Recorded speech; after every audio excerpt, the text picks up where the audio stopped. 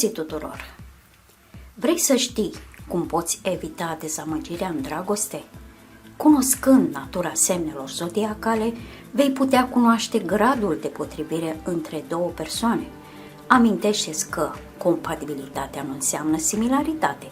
De obicei, opusurile se atrag cel mai mult. Personajele similare se pot distruge reciproc, în timp ce opușii se completează reciproc și susțin lipsurile partenerilor. Un personaj dur are uneori nevoie de cineva care să-i înmoaie puțin abordarea, în timp ce o persoană timidă, pe de altă parte, poate avea nevoie de cineva care să acționeze ca un stimul. Astăzi o să vă dezvălui compatibilitatea dintre Leu și Pești. Cunoașterea îi va face pe Leu și nativul Pești să se bucure de o nouă perspectivă asupra vieții. Ei își pot arăta reciproc câteva lucruri cu adevărat grozave. Vor învăța multe unul de la celălalt, dar cu condiția să vrea să facă asta. Leul va prelua cel mai probabil controlul relației, este puternic și asertiv, ceea ce de obicei îl împiedică pe celălalt să ia decizii. Peștii, pe de altă parte, sunt mai docili și mai retrași. Ei de regulă lasă pe altcineva să conducă evenimentele. Nu îi ajută întotdeauna, dar Leul îl va păzi, iar peștii vor răsplăti cu respectul și admirația pe care le dorește atât de mult Leul. Ce fel de partener este Leul?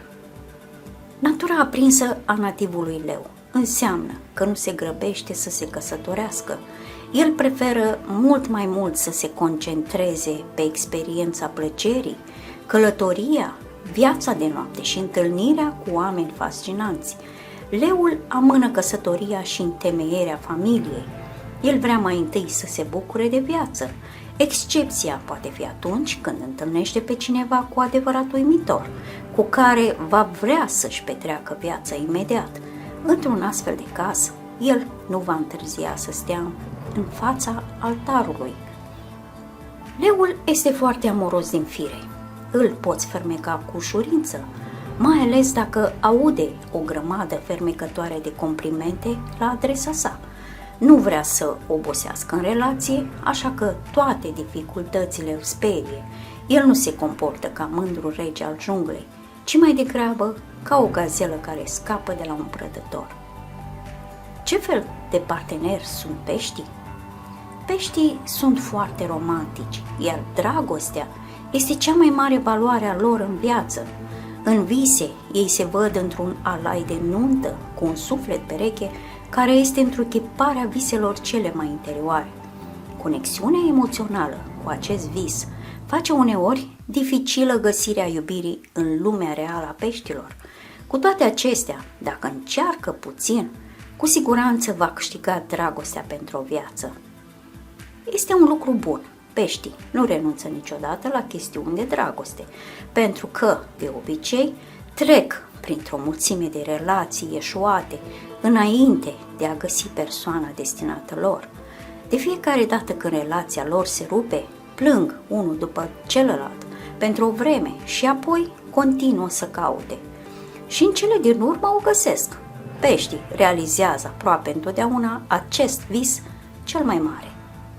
Personalitatea peștilor este ca apa. Se adaptează cu ușurință oricui încearcă să-l modeleze. Peștii dă absolut totul în dragoste, au o inimă bună și o intuiție extraordinară. Datorită acestui fapt, ei sunt capabili să îl cunoască pe Leu în profunzime. Leul nu va ascunde nimic de pești, nici măcar cele mai întunecate secrete ale sale. În general, acesta poate fi un mare avantaj al acestei relații.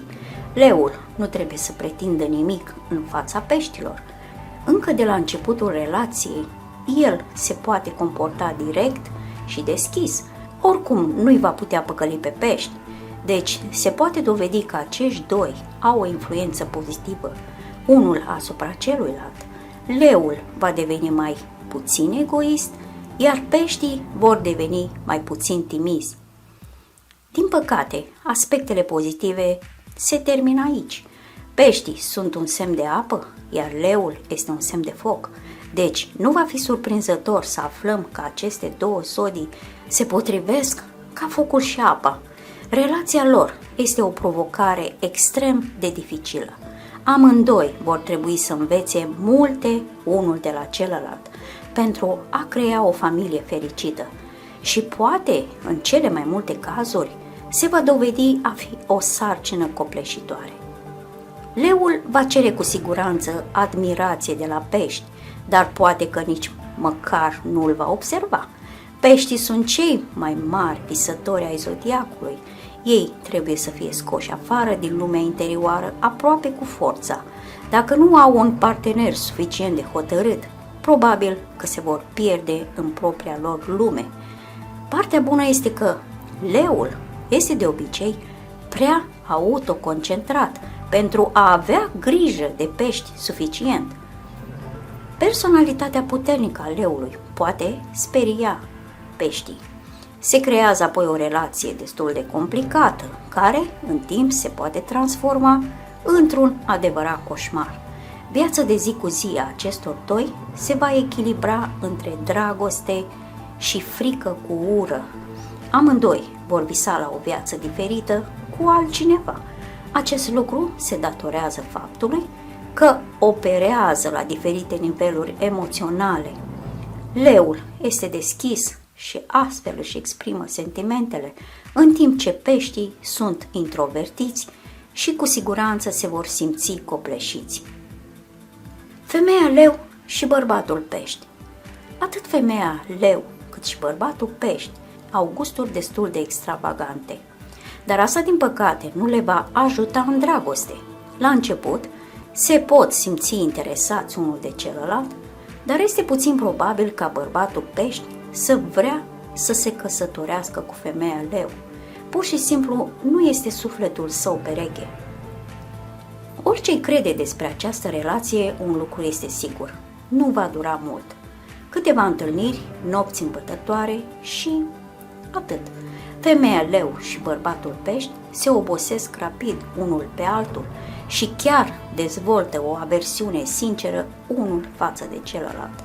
Singurul lucru care le place la ei înșiși este aspectul fizic, dar nu puteți construi o relație serioasă pe această bază.